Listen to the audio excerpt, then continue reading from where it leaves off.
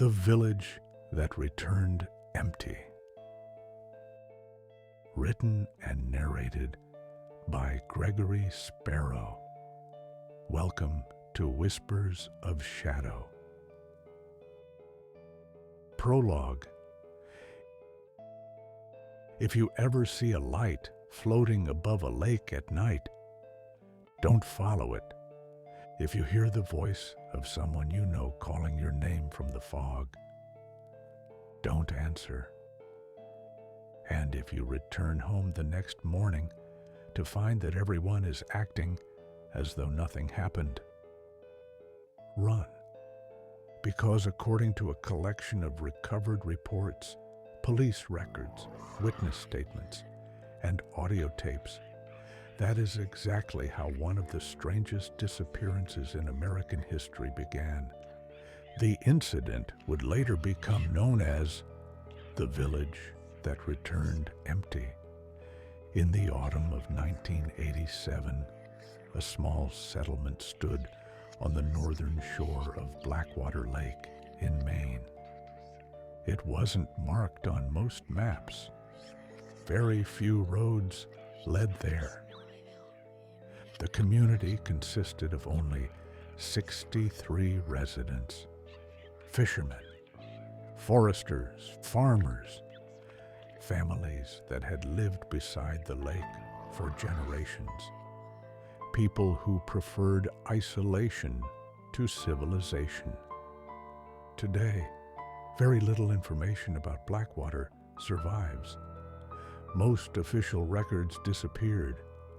What remains are fragments, a few photographs, several police reports, and 3 audio tapes recovered years later from an abandoned house.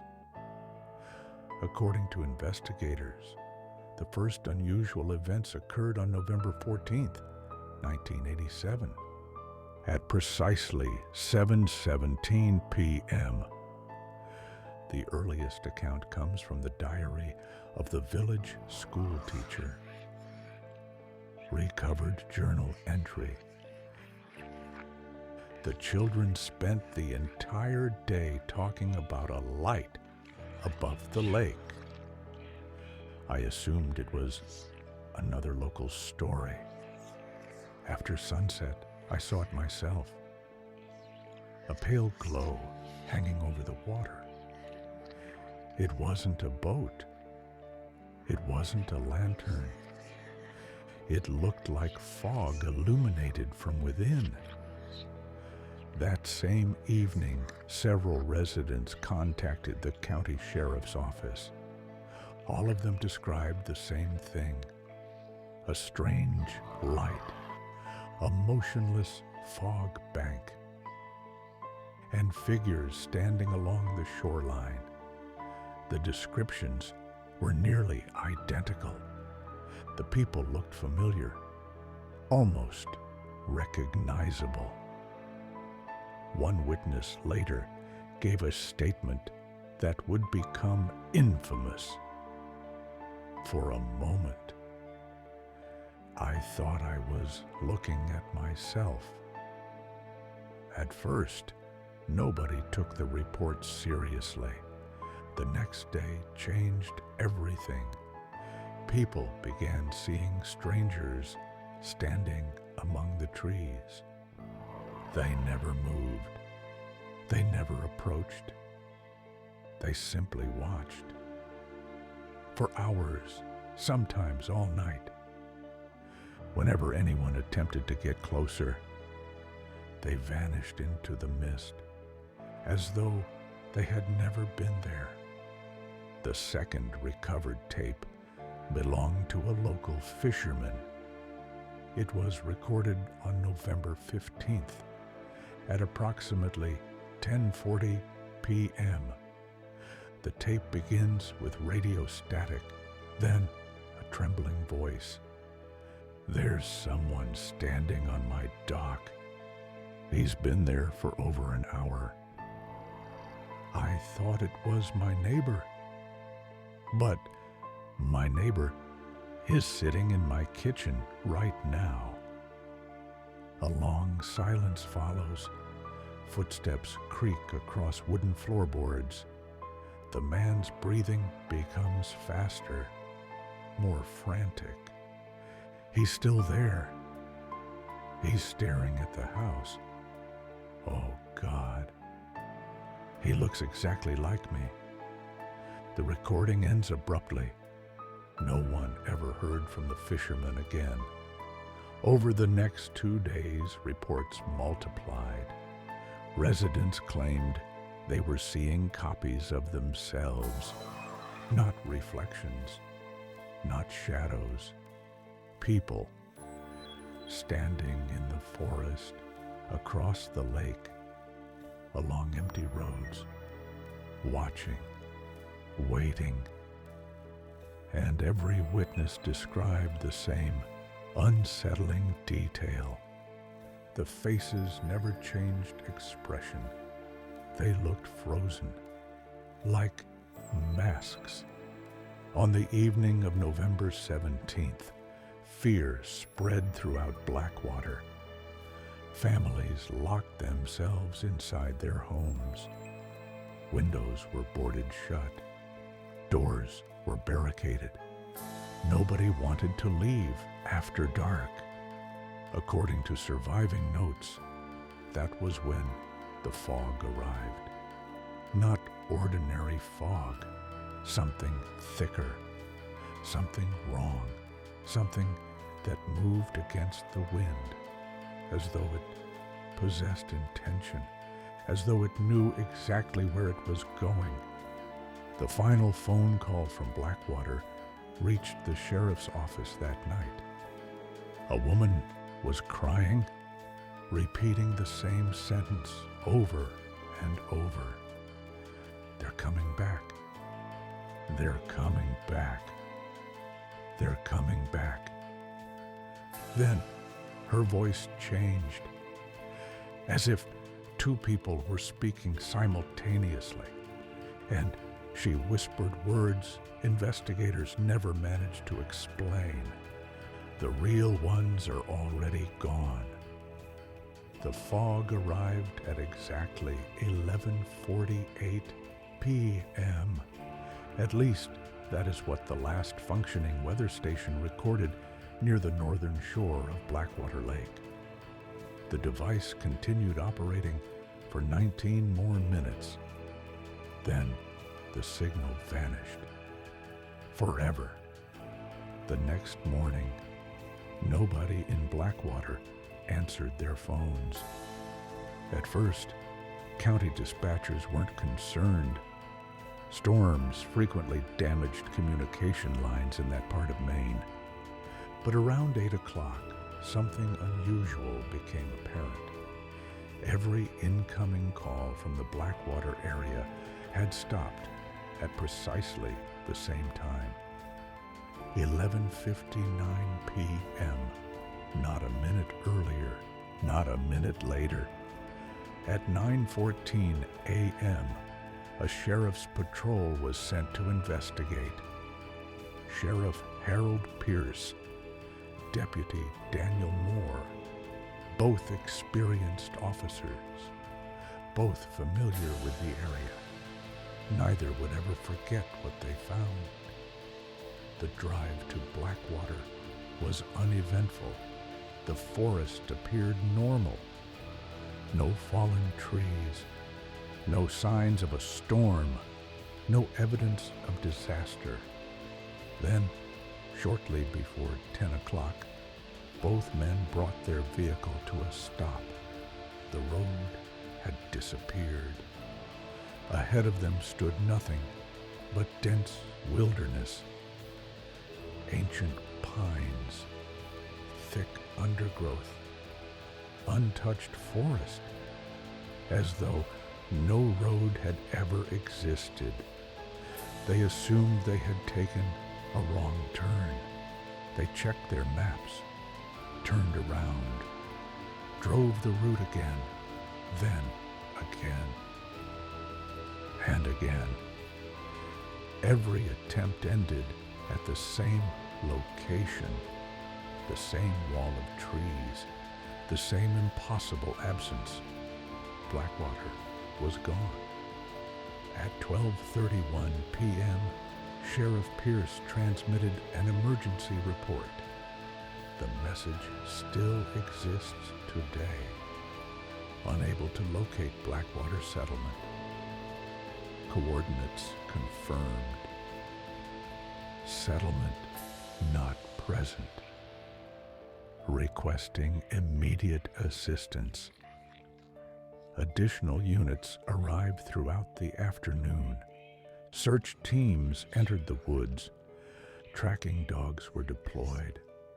The shoreline was examined. The surrounding forest was searched for miles.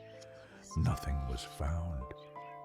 No houses, no vehicles, no residents, no evidence that 63 people had ever lived there. An entire village had vanished.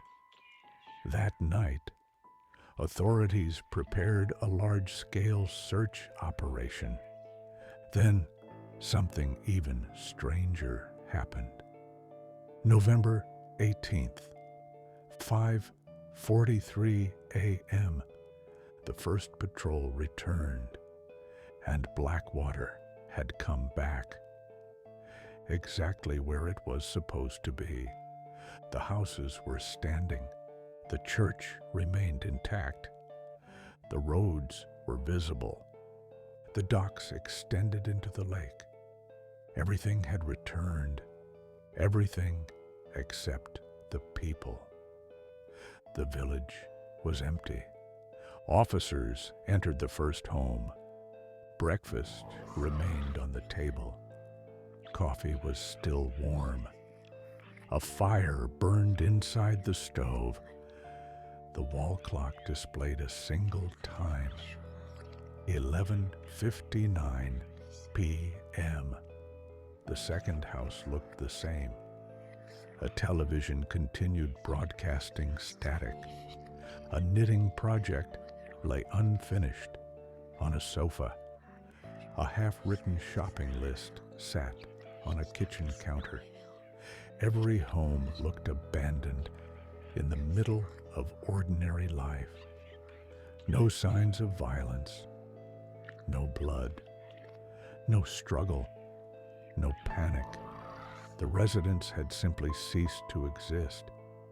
During the search of the schoolhouse, something was discovered that never appeared in the official reports. The information surfaced years later in a private journal belonging to Deputy Moore. Inside one classroom stood a chalkboard. Written across it were 4 words. Not all of them left. Below the message was a list. Every resident of Blackwater, all 63 names, each one crossed out, except one. Elias Crow. The problem was simple. No person by that name had ever lived in Blackwater. No records existed. No photographs. No birth certificates. Nothing. Yet somebody had written the name, and somebody had left it uncrossed. That evening, investigators discovered the third and final tape. The most disturbing piece of evidence recovered from the village. Written on its label was only a date. November 17th, 1987. When the tape begins, there is only static. Then a man's voice. Calm. Far too calm. If anyone finds this, we failed. A pause. They came from the lake.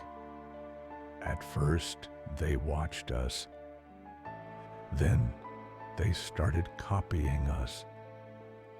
And when the fog reached the village, the speaker suddenly stops, as though he has noticed something or someone standing nearby. Several seconds pass. Then he whispers, "Oh God, they're already inside." What follows has never been fully explained. Footsteps, dozens of footsteps, moving through the house, slow, synchronized, identical. Then another voice begins speaking. The same voice, the same man, the same tone. Yet the original speaker is still breathing into the microphone, still present, still alive. Two identical voices speaking at the same time. And then the recording ends abruptly, without explanation, without a final sound, without a scream. For years, investigators believed the mystery ended there. They were wrong, because several months later, one of the missing residents came back, and what he revealed would make the entire case even more terrifying. The first resident returned on February 3rd, 1988, 78 days after the disappearance. He was discovered at a truck stop nearly 60 miles from Blackwater, cold, exhausted, confused, and completely unaware that almost 3 months had passed. His name was Thomas Granger, a fisherman, 38 years old, married, father of 2, officially listed among the 63 missing residents. According to witnesses, he appeared shortly after midnight. Nobody saw him arrive. One moment, the parking lot was empty. The next, he was sitting alone beneath a flickering light near the fuel pumps.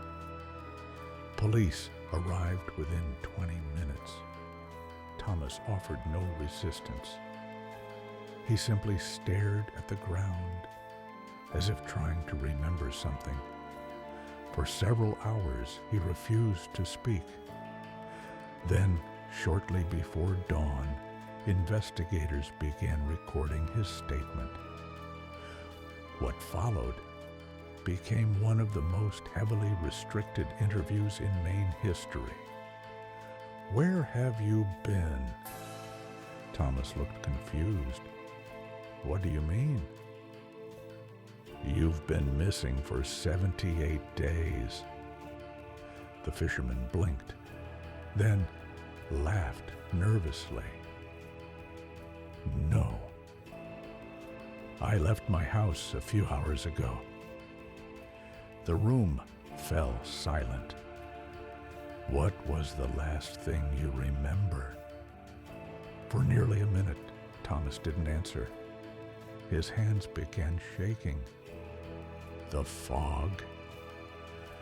Everyone was looking at the lake. The lights were getting closer. Then we saw them. Saw who? Thomas slowly raised his head. Us.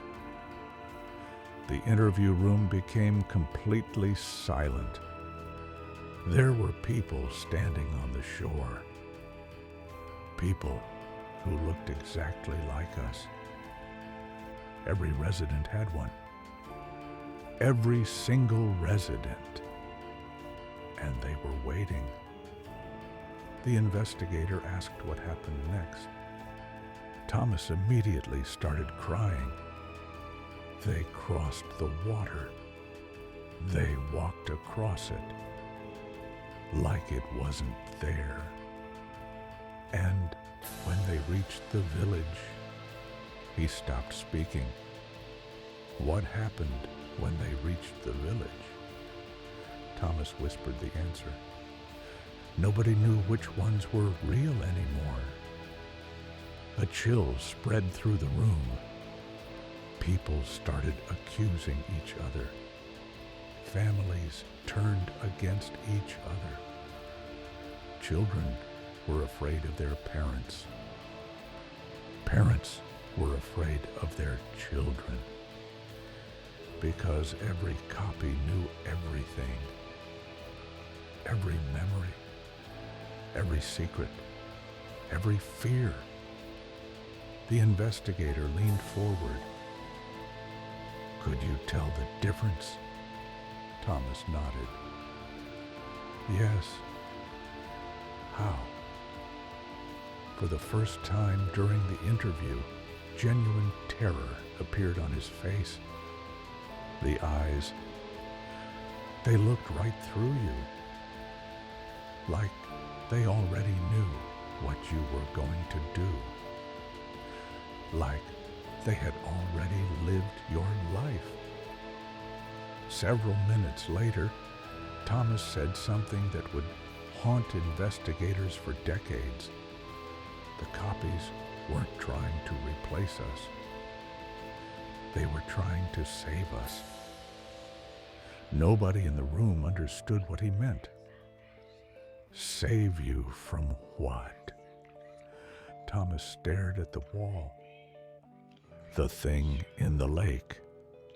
The recording notes indicate that his heart rate increased dramatically at this point.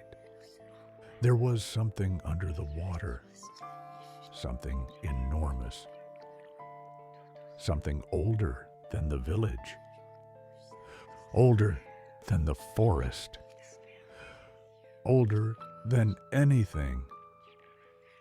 His voice became quieter. The copies were terrified of it, just like we were. Then he said something even stranger. That's why they came. Not to take our place, to run. The investigators exchanged nervous glances. Run where? Thomas answered immediately. Here. The room went silent. What do you mean? The fisherman slowly smiled. For the first time since his discovery, and the smile didn't look right. How do you know I'm the one who came back? The recording ends there. The interview was terminated immediately. Thomas was transferred to a secure medical facility. 3 days later, he disappeared. Security footage captured him leaving his room at 2:13 a.m., walking calmly down a corridor, past 2 nurses, past 3 cameras, past a locked security door. The strangest detail, no one opened the door, yet Thomas walked through it as if it wasn't there. And after that night, he was never seen again. But investigators would soon discover something far worse. Because Thomas was not the only resident who had returned. The authorities initially believed Thomas Granger was suffering from severe psychological trauma. That explanation lasted less than 6 months. In August of 1988, a police officer in Vermont stopped a man walking alone along a rural highway. The officer later stated that the man seemed lost, disoriented, almost confused by the existence of cars, electricity, road signs. The man identified himself as Jacob Mercer. Jacob Mercer had disappeared from Blackwater on November 17, 1987. Just like Thomas, just like the other 61 residents. And just like Thomas, Jacob hadn't aged, not even slightly. The officer initially assumed it was a coincidence, until fingerprints confirmed the impossible. The man standing beside that highway was the same Jacob Mercer reported missing 9 months earlier. When questioned, Jacob repeated the same story. The fog, the lights, the people from the lake, the copies. Then he said something investigators had never heard before. The village is still there. We never left. The statement confused everyone. Blackwater is empty. No. Jacob replied, that's the copy. The real village is still there. Where? Jacob stared through the interrogation room window. On the other side.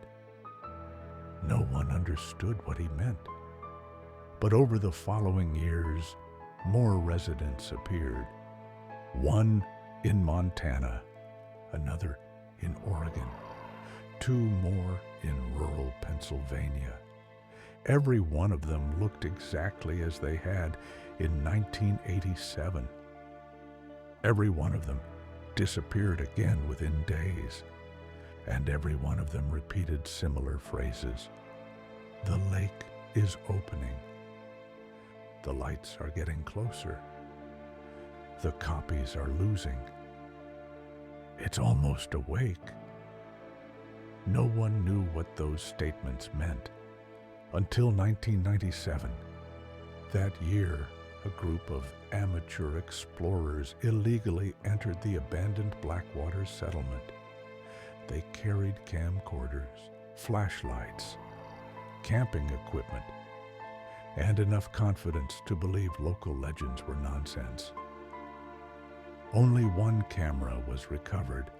The footage begins normally.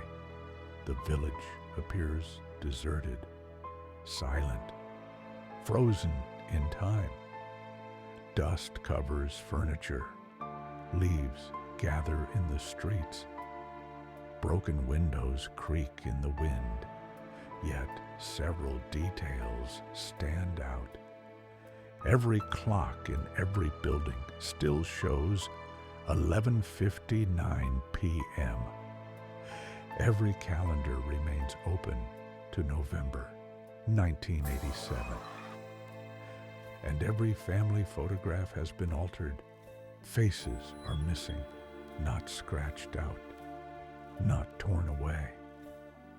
Gone, as though the people had never existed. The explorers become increasingly nervous. One of them notices movement inside a church. Another claims someone is standing in an upstairs window. No one is there when they investigate. Hours later, they reach the shoreline. Night has fallen. Fog begins spreading across the water. Then something appears. A light, exactly as described in the original reports, floating above the lake. The group starts arguing. Some want to leave. Others want to get closer. That argument ends when one of the explorers suddenly points toward the water. The camera zooms in. At first, it looks like dozens of people standing in the fog. Then, the operator realizes something horrifying. They aren't standing in the water. They are standing on something beneath it. Something enormous. Something moving. The surface of the lake begins rising. Not like a wave. Not like a tide. Like something breathing underneath. One of the explorers starts screaming. Another drops the camera. The footage becomes chaotic. Flashlights swing wildly. People run. Branches snap. Someone shouts, "They're following us!" The recording ends seconds later. 4 members of the expedition were never found. The only survivor refused to discuss what happened for nearly 10 years. Then, shortly before his death, he finally gave a statement, a single statement. The thing under the lake wasn't hunting us. A pause. It was hunting them, the copies. And then he said the sentence that would become the most disturbing line ever associated with Blackwater. They weren't trying to get into our world. They were trying to keep something from getting out. For more than 20 years, one question remained unanswered. Who was Elias Crow? The mysterious name written on the classroom chalkboard. The only name that had not been crossed out. The only person who officially did not exist. Investigators searched every available record, birth certificates, property records, church archives, military databases, school documents, census reports. Nothing. No Elias Crow had ever lived in Maine. No Elias Crow had ever lived in Blackwater. No Elias Crow had ever existed, or so it seemed. In 2012, a retired historian made a discovery inside a forgotten archive beneath an old church nearly 50 miles from Blackwater. Hidden inside a locked wooden chest was a collection of handwritten journals. The oldest was dated 1811, more than 170 years before the disappearance. One entry immediately attracted attention because it contained a familiar name, Elias Crow. The journal described him as a traveler, a man who arrived from the wilderness during the winter of 1809. Nobody knew where he came from. Nobody knew how he survived. But everyone remembered one thing. He refused to go near the lake. According to the journal, Crow repeatedly warned the villagers, "The water is not water. The fog is not fog. And what sleeps below is dreaming of us." The townspeople considered him insane. Eventually, he disappeared. 3 weeks later, his body was discovered beside the shore. At least they believed it was his body, because the journal's final entry contained a disturbing detail. The dead man had Elias Crow's face. But the real Elias Crow was standing among those who found him. The records ended there. For years, investigators assumed the journals were simply local folklore. Then came the expedition of 2019, the final expedition, the one that changed everything. Unlike previous teams, this group carried advanced sonar equipment, ground-penetrating radar, deep water scanners, and drones capable of mapping the lake floor. Their objective was simple: determine what existed beneath Blackwater Lake. The first scans revealed nothing unusual. Then, shortly after midnight, one of the sonar operators noticed a structure, something enormous, buried deep beneath the lake. At first, it appeared to be a geological formation, A cave system, perhaps. Then the shape began moving. The sonar recordings recovered from that night remain classified. But according to leaked summaries, the object measured several miles across, far larger than the lake itself. And it was alive. One technician reportedly described it this way: it wasn't beneath the lake. The lake was above it. Several members of the team immediately wanted to leave. Others insisted on continuing. That decision would prove fatal. At 2:17 a.m., every electronic device in the camp stopped functioning.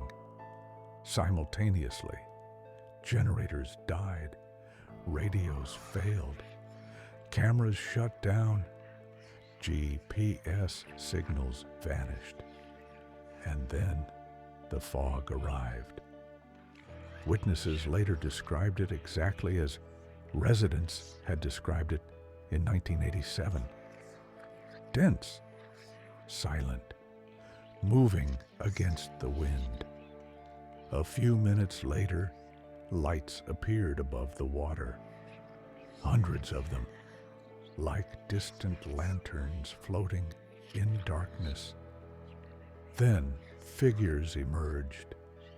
Dozens, then hundreds, then thousands. Entire crowds standing on the lake, every one of them motionless, watching, waiting. One researcher later claimed he recognized faces among them, people who had disappeared decades earlier, people who should have been dead.